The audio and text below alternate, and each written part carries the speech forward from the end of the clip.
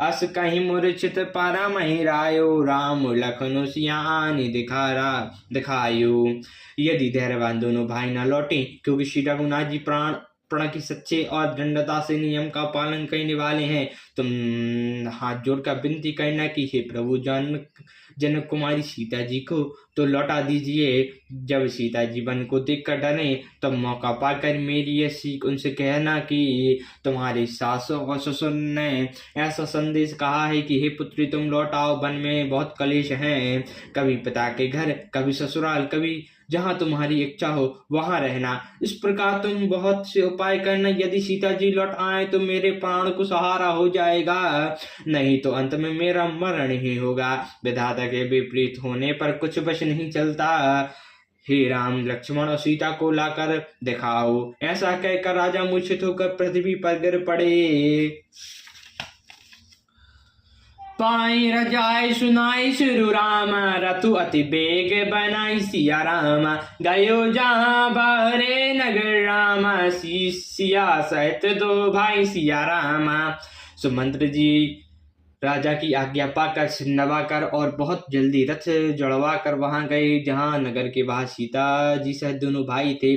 तब सुमंत्र नप बचन सुनाए, करी बिनते रथ राम चढ़ाए। रथ चढ़ सिया सहित तो भाई, चले हृदय अवधि सुरुनाई। चलत राम लखी अवध अनाथा, बिकल लोग सब लागे साता। कृपा सिंधु बहुविधि समुझावै, फिरय प्रेम बस पुनि फिरियावै। लागन अबध भव भयावनि भारे, मैनु काल राति अधियारी। घोर जंतु सम पर नर नारी, डर पइए एक निहारी। घर मसान परिजन जनु भूता, सुत हित मीत मनौ जमदूता। बागन पिटप बेल कुमलाहि, शरत सरोवर देख न जाहि।